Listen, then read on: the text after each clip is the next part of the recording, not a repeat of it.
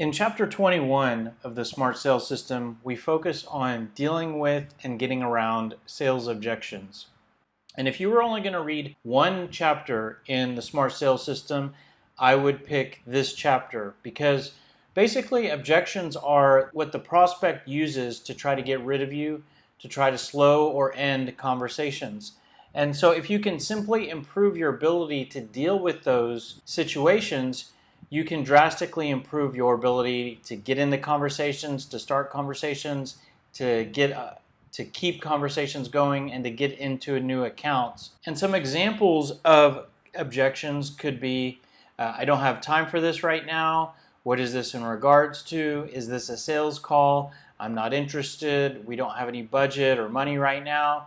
We already used someone for that. We're not looking at making any changes right now. Just send me your information. Call me back in 6 months. Those should look familiar if you've done any amount of prospecting. And I view those objections right there as very common objections that you will face regardless of what you sell. Now, you could add to that list about 3 to 5 objections that are specific to your product, service, or the industry you operate in, such as it's too difficult to make a change to your service, your price is too high, your product is too complex and difficult to use. Stuff like that, which is specific to your product, you could add to this. Now, while you look at that list, and sure, these can be pretty difficult objections to deal with, but the good thing is that this is a fairly short list. And what that means is that it's fairly reasonable for you to become familiar with these objections and have a good idea of how to respond so that when you're prospecting and you face those objections again and again, you can know what to do in those situations. Which not only can this improve your ability to establish conversations, get conversations going, get into new accounts, generate leads, and sell more, but being able to improve your competency in this area will actually make your job a lot easier.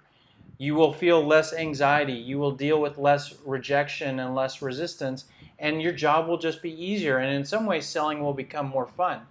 One metaphor or analogy to think about is, think about a quarterback on a football team. If that quarterback knows the defensive plays that they need to prepare for and can visually know what's coming their way, they can avoid getting hit and put the ball where they need to. So not only are they avoiding physical pain, but they're actually performing better and it's a lot more fun to win than lose. By becoming more knowledgeable in this area, you can go from getting beat up and not having any fun and not winning or selling to your job being easier and being in more control and having more fun. Today, we're going to go through each of these objections, and I'm going to give you a response and way to handle each of these. So if you're looking at this list saying, I don't know what to do in those situations, don't worry. The Smart Sales System is going to tell you exactly what to do. So the agenda for today is, before we get to the objection responses, I want to talk about core concepts that you need to keep in mind that will help you with how you think about and handle objections.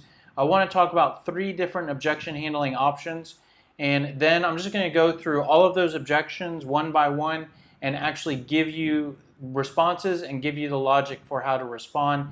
And you can either just copy those objection responses exactly, use them exactly as is, or get ideas from them. So to start out with, let's dig into some core concepts. The first thing I want you to keep in mind is that the goal when you face an objection, most of the time, is just to keep the conversation going. Let me give you an example. So a lot of times, let's say you hear the objection of, I'm not interested.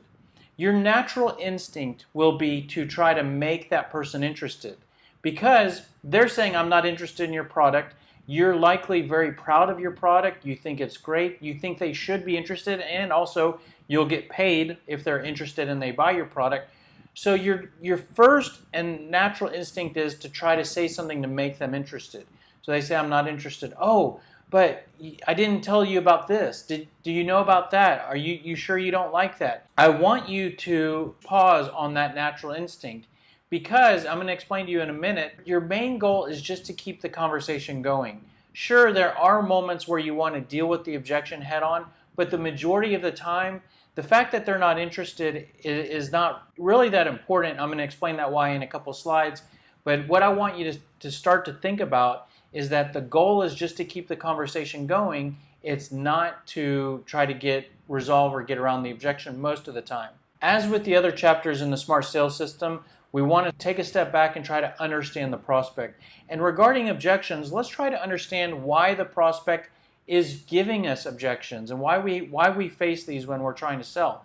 Well, the first thing is that likely when a prospect says an objection, they're trying to get rid of you. And it could simply be because you're calling them, you're talking to them, and you're an interruption from something they're trying to do. And one reason why they might begin to sense that you're an interruption is because you're doing something that makes you sound like you're a salesperson trying to sell something. They're busy. They don't want to deal with a salesperson that's trying to sell something. That they might also find that kind of annoying. Their guardedness starts to increase and they use an objection to get rid of you. They also might not want to be sold to. So just the act of someone trying to talk somebody into something can become annoying or uncomfortable that some people want to avoid, and they will give you an objection to try to avoid that situation. For example, have you ever gone to a store where you needed to buy something, you had money to buy it, and you were actually looking for something, and maybe you couldn't even find it, and a salesperson walks up to you and says, "Is there something I can help you with?" And have you ever said, "No, I'm fine," and you let them go away, even knowing you do actually need help finding it, but you decide to try to find it on your own? If you've ever been in that situation, the reason why someone might do that is because sometimes it's a little uncomfortable and annoying just to deal with someone trying to get in our business and try to talk to us and ask us questions and try to maybe push something on us that we don't really want. So if you sound like a salesperson trying to sell something and they start to get uncomfortable and they don't want to be sold to, they might start to use an objection to try to get rid of you. They also might genuinely think that they do not need what you sell. As you know, there are many situations where you talk to a prospect and they give you an objection or say they don't need it, they don't want it, but you know they really do and you know that they could benefit from it. Well, even knowing you're probably right and they're wrong, that they actually do need it, the reason why they're giving you an objection is because they may genuinely think, "I'm not interested and I don't need it." It's not to say you can't sell them. It's not to say that you can't help them to understand why they need it or make them interested in buying from you. But it's just important to understand that the reason why they're giving you the objection is because they might just genuinely think that they don't need what you sell. And they also might not be in buying mode at that particular time for what you sell. So maybe there is something they buy from time to time that you provide, but at the exact time that you reach out to them, they're not looking for it right then, and they might feel like you're a salesperson trying to sell to them at that particular moment. Since they're not in buying mode, they give you an objection to try to get rid of you. So now while we can look at those and say, well, yeah, okay, that's all understandable, that's not really revolutionary, conclusions to reach. The reason why I go through all of that is because if those are some of the main or good reasons why a prospect tries to get rid of you, well, we can use that to try to modify your approach so that either you trigger less of these feelings to A, trigger less objections altogether, or B, when you are facing objections, you can keep these in mind with how you deal with the prospect and respond to them so that you can either make these go away or don't make them even worse. If we take some of that into consideration, as I've said before, it's really critical that you do not sound like a salesperson trying to sell something. This one tip alone impacts many of those things that I just outlined, right? So if you reach out to someone and you sound like a product-pushing salesperson who's going to try to talk someone into buying what they're selling, that's going to trigger guardedness, make them annoyed, make them give objections just to try to get away from you. Try to avoid that. And I'm not saying that you need to lie or manipulate the situation or mislead anybody, because the reality is you are a salesperson trying to sell something. But you can change what you say and how you operate to appear more like a consultant, more like an advisor, more like a business person. And you could even present yourself as a business person that may represent a company or a product that you ultimately might want to talk to them about it, which would be you trying to sell something. That's different or better than someone who is, "This is what I sell, this is who I work for, I'm contacting you to try to talk to you about what I sell." That's a different sales message. That's the product selling message, which we've talked about before. We've also talked before about Don't sell the product, sell the meeting. And I mentioned before that there's a sales process with 3 main steps that you should be kind of using and going through with almost all prospects, which is there's the initial contact. This is the cold call, cold email, cold walk. Could be meeting someone at a networking event. Then the next step is the meeting. This is the appointment. Could just simply be having a conversation. And from there is a presentation of what you have to offer and how you can help. Most of the time when you face objections, it's going to be in the first 2 steps of the sales process. You typically will handle those in different ways. At the initial contact is when you want to go with the core concept of just trying to keep the conversation going and not really deal with the objection head on, because your goal at the initial contact is not to sell the product, it's to get to the meeting. So the really neat thing about all of this concept in particular, is that the majority of the objections that I showed you earlier actually become totally invalid when you fully embrace this concept. So let me show you. If you're at the initial contact and your goal is to get to the meeting, you're not selling the product, you're selling the meeting, then the fact that the prospect is not interested in buying your product is not a valid objection to stop. It's a valid objection for them not to buy what you sell today, but you're not selling the product today, you're selling the meeting. The fact that the prospect does not have budget to spend or is already using someone today is not a valid reason to not keep talking. Those are all really good reasons to not buy your product. If the prospect doesn't have money, then and you're trying to sell the product, you're in product selling mode, then that's a very good reason for them to stop talking to you and you to walk away. But if your goal is just to start the conversation, then that's actually totally invalid. And so if you fully embrace that, that can change your mentality and it can impact what you say when you respond to objections. So the objection responses I'm going to show you in a bit totally take all of that into account, and you can actually explain that to the prospect by telling them you're not trying to sell anything, you're just trying to start the conversation. I'll show you what that looks like. We talked about how the prospect is guarded. They think you're trying to sell something and they think they don't need it or they're not in buying mode. So this is why all those objections are coming up. Well, what you could certainly do with your objection responses is disarm that guardedness and educate the prospect with something like this. Hey, Tom, I understand, and let's say Tom says, we're not looking to make any changes right now. Hey, Tom, listen, I understand, and to be honest with you, I want you to know I'm actually not reaching out to you to try to sign you up today or sell you anything or try to get you to switch. More so, we're just looking to open the dialogue between our 2 companies and have an initial conversation. I don't even know if you're a good fit with what we provide or not. So those are 3 different sentences. You can mix and match, or you take from that what you want. I put in brackets what each sentence is. So the first sentence is the education to them that you're not selling anything. Because remember, you're selling the meeting. And then the next sentence is you kind of educating the prospect on the process you're trying to take them through. You're just trying to start the conversation. And then the last sentence is a takeaway. So you're taking it away. Hey, I don't even know if you're a good fit. And that can also help to disarm them. So you can take these 3 sentences and put them in front of your objection responses that I'm going to show you later in the presentation. Now let's talk about 3 different options you have for how to handle an objection in particular. So option number 1 is you can comply with the objection. So what this looks like is prospect says, I'm busy right now. Okay, sorry to bother you. Prospect says, I'm not interested. Okay, have a great day. Complying is basically going along with the objection, giving in, accepting the objection. Option 2 is to overcome the objection.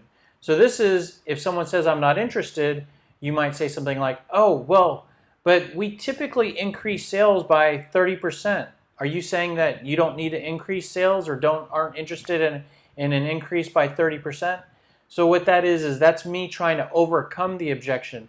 Their mindset is, I'm not interested. I'm giving them more information to try to make them interested. The third option is to deflect the objections. Example for this might be if you can think back to the Karate Kid with the wax on and the wax off to block the karate kicks and karate hits. And so that's what this is like. So you're still getting hit a little bit, but you're trying to deflect and block away the objection so that you don't take a direct hit and that you're not trying to hit back, but you're trying to deflect so that you can keep the conversation moving forward. So let me give you an example. So if the prospect says, you know what, I'm not interested. Hey, listen, I understand, but if I could ask you real quick, are you guys using any type of formal sales methodology today, specifically in the area of handling objections? So what I just did there is I didn't try to make them interested. I deflected to a question. And the logic there is that the question doesn't make them interested. The question hopefully gets away from the objection. When they answer the question, I can then either ask another question, I can go somewhere else in my cold call script based on their answer. I have a lot of different options. I'm also gathering information. So instead of them getting rid of me, when they answer my question, I'm getting more information from them. So I'm totally turning the situation around 180 degrees from getting shot down to getting information and keeping the call going. The other thing is that most likely if you face an objection and you deflect with a question, then most likely the prospect will not go back to the objection. For example, if the prospect says, I'm not interested, and I say, I understand, do you mind if I ask if you're using a methodology? It's very unlikely that the prospect is going to just say, listen, I told you, I said I'm not interested. That is if you respond, if you're using more of a consultative selling approach where you're asking good questions and you aren't giving off that I'm a product pushing, product selling salesperson. It's when you give off that product pushing impression that you start to face more rejection, more resistance, more difficulty from the prospect. Deflecting with a question, most likely it's going to lead to some sort of answer. It could be a I don't know, it could be a yes, but we're fine, or it might not lead to a great answer, but most likely the objection is not going to be the response or answer to your question. Now, the key to deflecting is knowing what questions to ask or what to say in order to deflect, and I'll show you what all that looks like later in this presentation. So here are those 3 different options for handling objections, and the reality is that you should use all 3 of these different options at different times. To comply, at some point you do need to comply with objections. You just don't want to comply first or comply very quickly or easily. You want to try something else, and at some point you might need to give in and accept the objection. A good rule of thumb is if you face an objection, try to get around it 2 or 3 times with a different response, and then you can start to try to maybe comply. And it's not to say it'll completely walk away when you comply, but you might accept and go along with that objection. Now, to overcome, you primarily want to try to only overcome when you're at the meeting step or the presentation step. When you're trying to overcome, there's 2 things involved. One is you need some time and attention in order to build your case. So if you're trying to change someone's mind, that can be a difficult thing to do.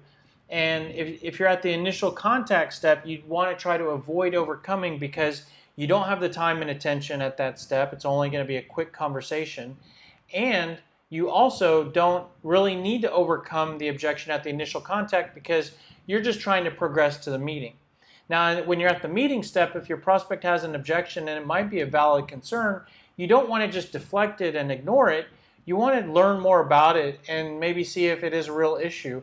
And the meeting is a good step to do that. The presentation is a good step to do that. Now with deflecting is what you should do primarily at the initial contact step only. And you don't really necessarily want to deflect too much at the meeting step because if your prospect has a valid concern, you don't want to just ignore it and try to keep the conversation going. You need to really understand their concerns and see if they're legitimate or showstoppers or something that you can resolve. That being the case, let's dig into actual responses for some of the most common objections that you're going to run into. What I'm going to talk mostly about is deflecting objections. And so in order to deflect objections, as I demonstrated earlier, was basically deflecting with a question. The key is knowing what questions to ask or what to say in order to deflect. In order to do that, we can actually use the consultative selling sales message. So I want to actually use a real message when I show you these objection responses instead of just using placeholder type of answers. So I'm going to go through real quick showing you a message for a particular product. I'm going to use web design services that hopefully just about everybody knows what a website is and that there's companies out there that build websites. And so I'm going to pretend that I'm a website design salesperson. And what we do is we build websites, graphic design, change websites.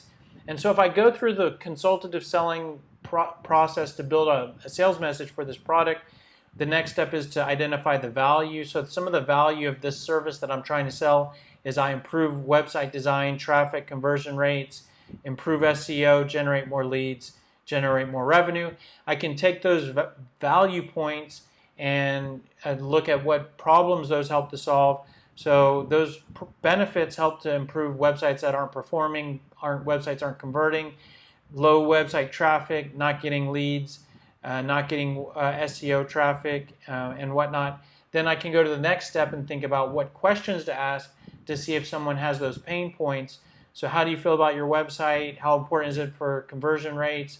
How much of a priority is it for more traffic, and so on? So when I go through all those steps, I basically create a building block for product value, pain, and pain questions, and that kind of takes us here.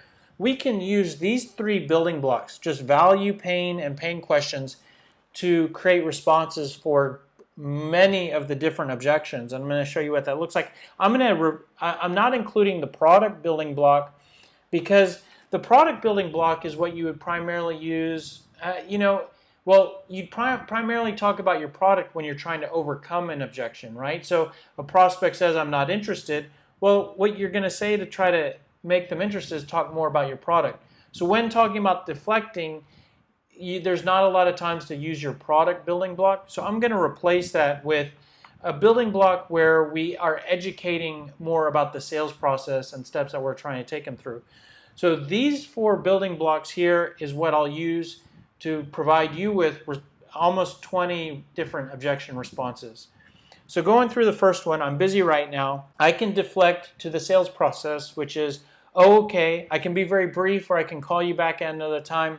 Which do you prefer? Or, okay, when is the best time for me to give you a call back? Many times when you let them know that you're going to call them back and that they're not going to get rid of you, they're just delaying the inevitable. If they're not genuinely too busy to give you a couple minutes, sometimes they might just ask you another question like, well, what is it in regards to, or what are you calling about?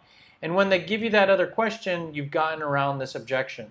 So letting them know that you're going to call them back can kind of force their hand to give you at least another minute or two on this particular phone call. I just mentioned they might respond to that objection response with, well, what's this in regards to? What's this in regards to is actually one of the most common objections. It sounds like a question, but it's really an objection. It's a question that gatekeepers use most and some prospects will use to screen you out. And what they're trying to screen you for is, are you calling for something legitimate, or are you a product pushing salesperson that's trying to take my time? Because you are a salesperson that you really are trying to sell something.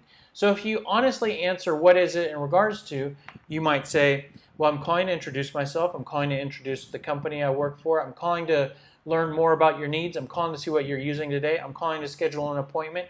I'm calling to see if you need what I sell. I'm calling to talk to you about what I sell. That's what your call is in regards to.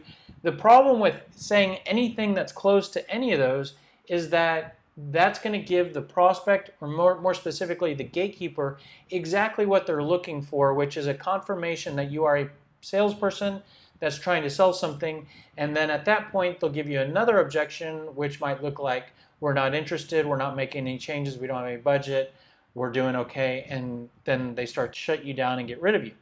So what I want you to do is I want you to respond to this objection simply with your value points. So if someone says, well, what's this in regards to?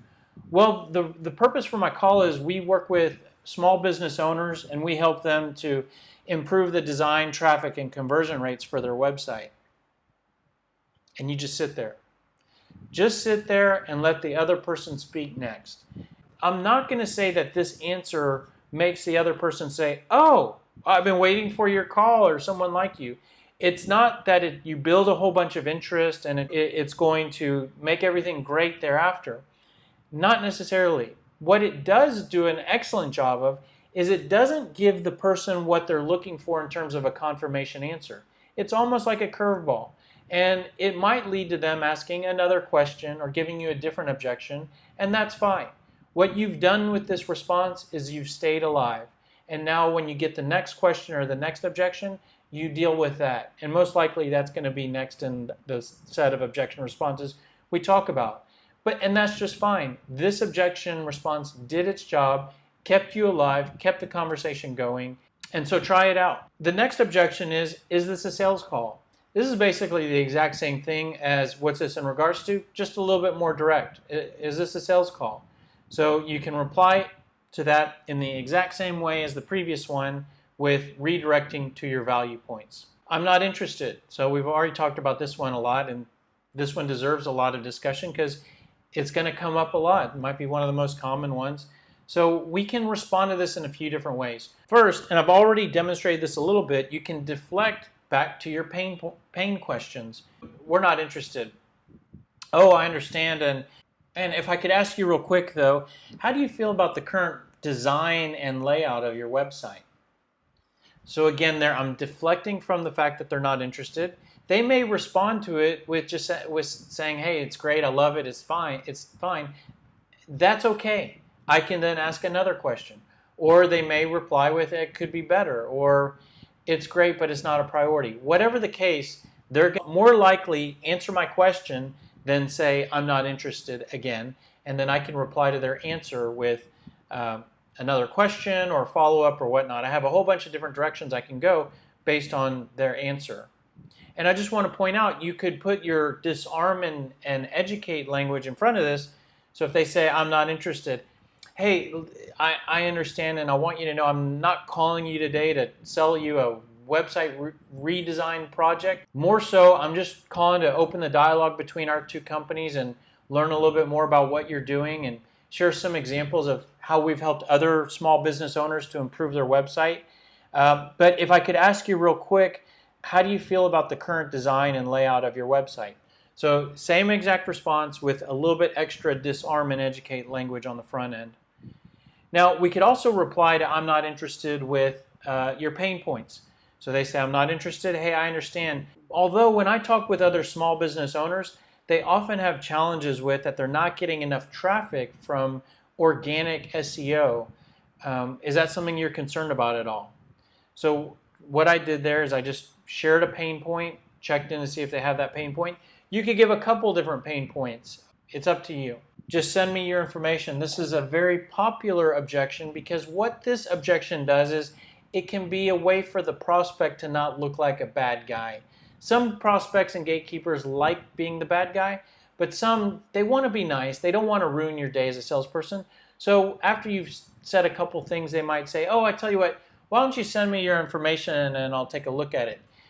The worst thing you could do is hear that as a potential opportunity and then spend 20 minutes of your valuable time creating the perfect email with all of your details, sending it over where it gets almost instantly deleted by the gatekeeper or prospect, where in that situation they were only saying, "Send me your information," to get off the phone with you.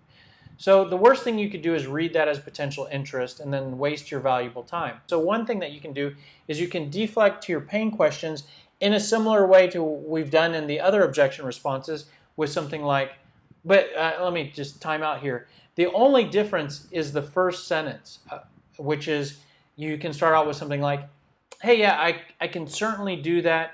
So that I know what best to send over to you, can I ask you real quick, how well is your website doing in terms of being found through search engines?" So then I'm going to stop here. All I did there was shared that I can send information, then I deflected to a question. Now I'm not asking that question to put together my information. The goal of that question is that they're going to answer it.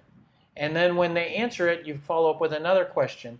And it's extremely possible that you get away from them ever talking about you sending their information. If you do this correctly, it's not like you're going to have a few exchanges of questions and discussion, and then they're going to go back and say, so are you going to send me your information? Most likely that's not going to happen because they probably were just trying to get off the phone with you anyways.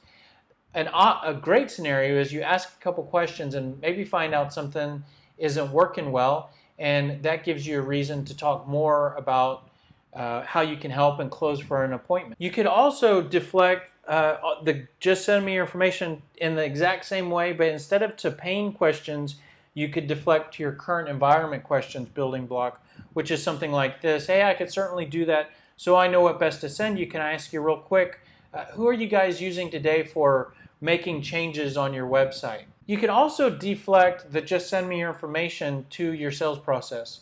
So instead of asking a question, you could just maybe call them out. I mean, you think about it, if they want you to send over information, if you send over a bunch of documents, they would then spend time reading your documents. I mean, if they genuinely are wanting information, might be easier and more convenient to talk about it than to send over documents. So you could just kind of explain that in a response to say, hey, sure, I definitely can send over some stuff. You know what, actually, there's a lot of information I can send over. I tell you what, if you have some questions about anything in particular, it might be easier and quicker just to have a brief conversation. We could do that over the phone, and do it on another day. I mean, I know sounds like you're busy right now and you're not able to look at this right now. Instead of me sending over documents that you're going to go through on another day, why don't we just get back together on another day? We could do it in a few weeks, and next month I'm not going anywhere. What do you think about that? We already used someone for that. This is definitely an objection that you should be prepared for, because in most situations, what you sell, they're either using something similar today or they've recently purchased what you sell, and that's not a reason to not call, and it's also not a reason to not talk. As we've talked about, your goal is to have a conversation. It's not to get them to buy. If your goal was to call up someone and say, hey, are you making an order today for what I sell? And they say, we're already using someone, that's a valid reason to not have a conversation. You're not doing that. You're just trying to start the dialogue. So you can reply with something like, well, you can deflect back to your current environment questions. So you can say something like, oh, great.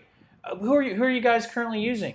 Then they answer that, oh, how long have you been with them? How's everything going? What are some things you like? What are some things you don't like? So you can certainly ask any of your current environment questions.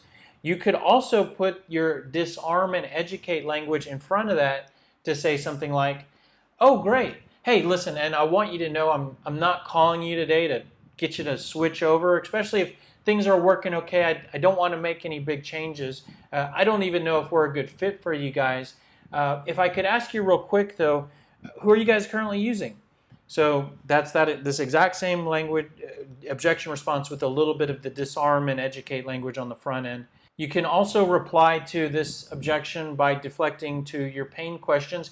It's exactly the same as the current environment questions, just you're asking different questions. So, oh, great. If I could ask you real quick, how do you feel about the current design and layout of your website? You could also deflect to your pain points. So, hey, I understand, but when I talk with other businesses, they often have challenges with that it can be difficult to get their website to generate enough leads to support the sales growth. Is that something you've ever been concerned about? The next objection is we don't have any budget or money to spend. And as I mentioned, if you're trying to sell them today, this is an extremely valid reason for them to get rid of you. But you're not trying to sell something today. You're just trying to schedule a meeting, start a conversation. So you could simply reply to this with, this is a deflection to the sales process. It includes some of the disarm and educate language. But hey, I understand, and I want you to know I'm not reaching out to you today to try to sign you up or sell you anything. More so, we're just looking to open the dialogue between our two companies, have an initial conversation. We'd like to learn a little bit more about you and possibly share some information about us. That way, when you begin your budget planning, or when your budget opens back up, you can know who we are and how we can help. Are you open to having a brief conversation at some point? It doesn't have to be this week or next. We're not going anywhere. A lot there. You can take out what you don't like. Another thing regarding the we don't have budget right now objection is that that's also not a valid objection, because when they do have budget, it's often too late for you to talk to them, right? So if you have something to sell, you want to talk to them before their budget opens up. So it almost is more logical for you to talk in advance of them having budget, especially when they do their budget planning. If you can help them in some way, and if they do reach a decision where they want your help and need to purchase what you sell, they're going to need to know about you before you do your budget planning. So the key sentence I want you to keep in mind here is the second sentence in the second paragraph, which is that way when you begin your budget planning, or when your budget opens back up, you can know who we are and how we can help. So you're kind of laying out the case for, I understand you don't have budget. I'm not trying to sell you anything. I'm just trying to talk. And the reason why I'm trying to talk is because we need to talk now, so that when you do have budget, we've already talked. We've already spoken. So you can also reply to this with your pain questions deflection. So they say, we don't have budget right now. Hey, I understand. If I could ask you real quick, how well is your website doing with being found through search engines? You could also reply to this objection with deflecting to your pain points.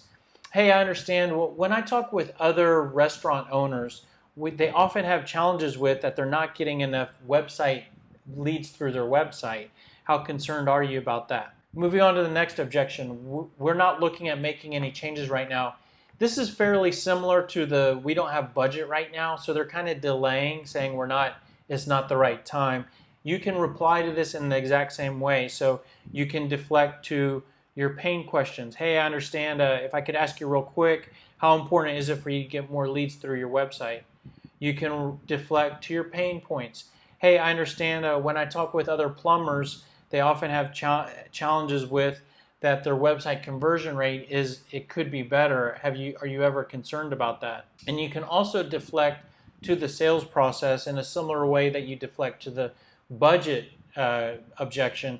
This is the language is a little different, because you don't need to mention when your budget opens back up. Basically, the second paragraph is different.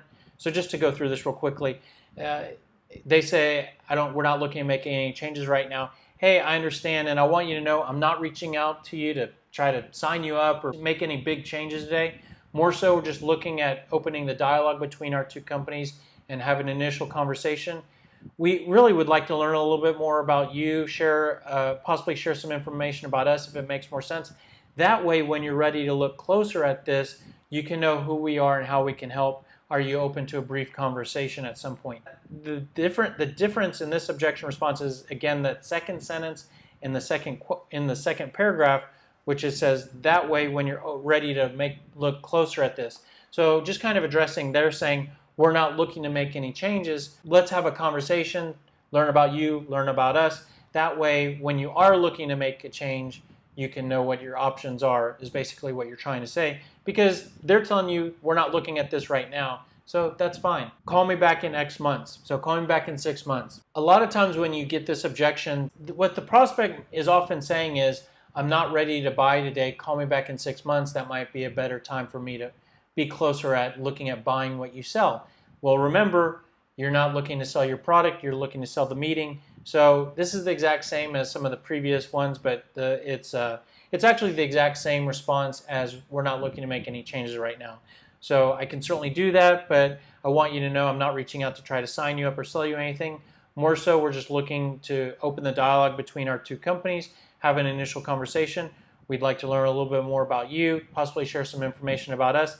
That way, when you're ready to look closer at this, you can know who we are and how we can help. Are you open to having a brief conversation? You can also reply to this by deflecting to pain points. So if they're kicking the can down the road saying, let's talk in 6 months, one thing to build your case around in terms of trying to sell the meeting and talking now is to focus on pain, right? Is the pain so much that it might make sense to talk sooner than that, or is the pain at a modest level, minimal, to where it doesn't make they're okay waiting? So the way to do that is to say, hey, I can certainly do that. When I talk with other fast food restaurants, they often have challenges with that they're not getting enough traffic through their website. Is that something you're concerned about at all?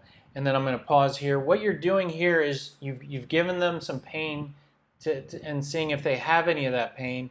And if they do, then you want to validate, is 6 months an okay time before you start to look at that, or is that something you should talk? We help with that. So is that something you should look at sooner rather than later? Now, what you could also do is you could modify this response here with the deflecting to the pain points. Sometimes the call me back in X months comes up after you've already spoken to them when you're like following up. So you call to check back in and they say, oh, hey, try us in 6 months and that might be a better time to meet. And so what you could do is you could say, let's say you've already met with them and spoken to them and you know that they have certain pain points or challenges. And so when they say, call me back in 6 months, you could modify this approach to say, I can certainly do that. When we spoke last time, you mentioned that you're not getting enough or any traffic through search engines. Is that concern not important enough to where you don't need to deal with that for another 6 months? Or is that enough of a concern that we should maybe not wait 6 months to talk?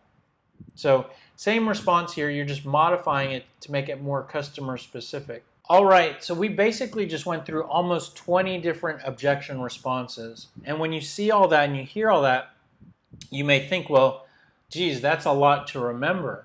And on top of that, we've also probably at this point have helped you to organize a call script, which also has a few different sections of stuff that you need to memorize or keep it fresh in your mind.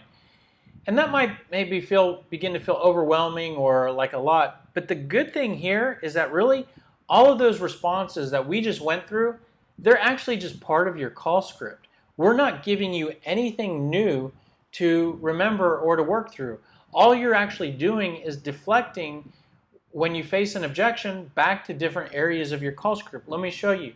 So when you introduce yourself and they say, I'm not busy, or when they say, what's this in regards to, or is this a sales call? You deflect back to your value statement, value points, value proposition, which, by the way, is where you were going to go anyways. You're deflecting, but you're actually just going to the same place you were going anyways.